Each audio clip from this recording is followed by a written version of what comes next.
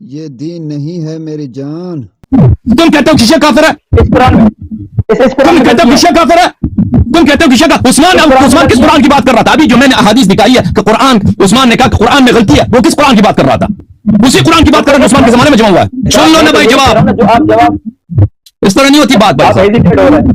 Hesitate بولتے ہیں کس کو بولتے ہیں؟ ہیزیٹیٹ یہ بھائی صاحب انگلش سیکھیں. ہیزیٹیٹ کس کو بولتے ہیں؟ جو تھر تھراتے ہیں، جو گھبراتے ہیں. میں آپ سے جواب پڑھتا ہوں. گھبرانا.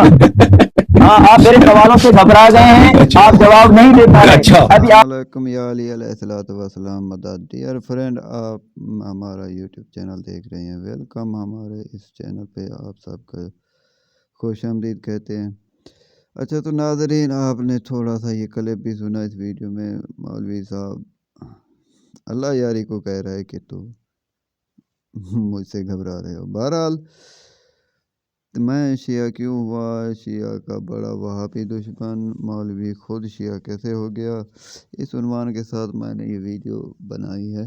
میں آپ کو بتانا یہ چاہتا تھا کہ بھیا میں شیعہ کیوں ہوا. میرا نام محبت حسین ہے، جو پہلے محبت خان تھا. اب میں محبت حسین ہوں. سیاح برادری سے تعلق ہے میرا زمانہ ہے اسلام سے. بس چند سوال تھے جو میں نے پوچھنے تھے، جو میں پوچھنے کا چاہتا ہوں.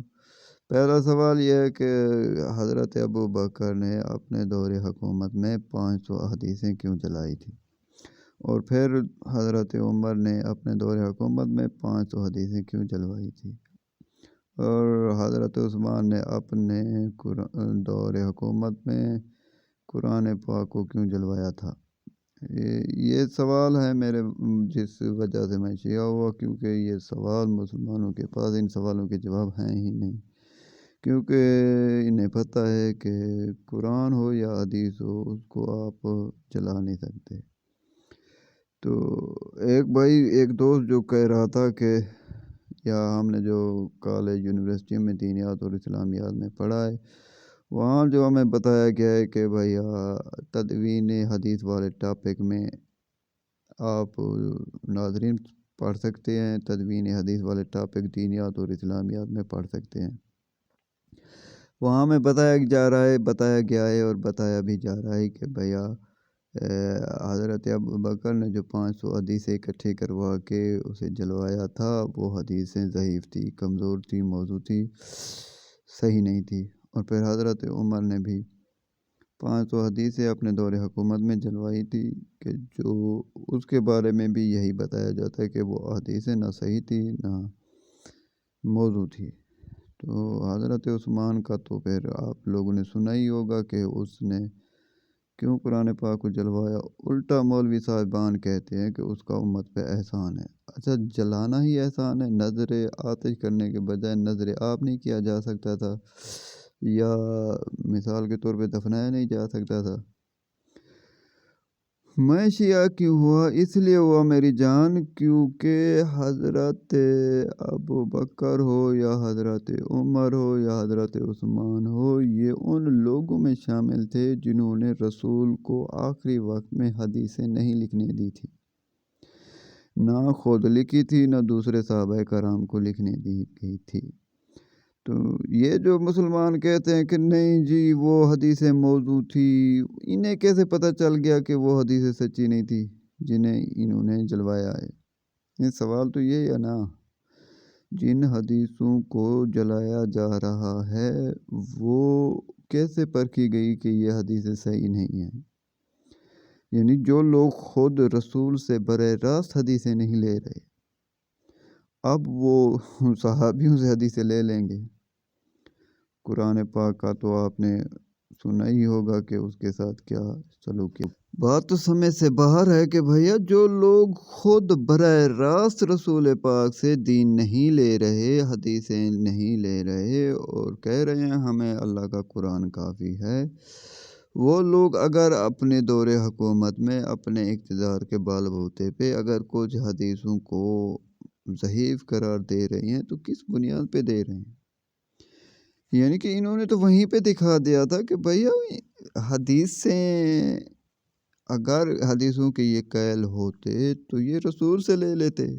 جو خود براہ راست رسول سے حدیثیں نہیں لے رہے اور اپنے دور حکومت میں اگر انہوں نے کچھ حدیثوں کو مثال کے طور پہ نظر آتش کر دیا ہے تو ان حدیثوں کو یہ کہنا کہ وہ حدیث موضوع تھی، یہ دلیلیں تو میرے خیال میں نامکمل ہیں۔ ہمارے جیسے ناقص طالب علم نے تو یہی نتیجہ حاصل کیا ہے کہ بھیا اس دور میں کیا ہر دور میں مولا علی علیہ السلام کا شیعہ ہونا ضروری ہے؟ اگر آپ علی بادشاہ کا شیعہ نہیں ہو سکتے تو آپ کو اللہ کے نبی کے دین میں رہنے کی کوئی ضرورت نہیں ہے، یقین کیجئے، میں سچ کہہ رہا ہوں۔ اللہ کے بندیوں، اتنی بڑی گیمیں کھیلی گئی ہیں دین کے ساتھ، دینیات کے ساتھ، سمے سے باہر ہے۔ نبی پاک سے حدیثیں نہیں لے رہے، انہیں منہ پہ ہی کہہ رہے ہیں کہ ہمیں اللہ کا قرآن کافی ہے، اور یک کے بعد دیگرے ایسی گیم کھیلی جا رہی ہے۔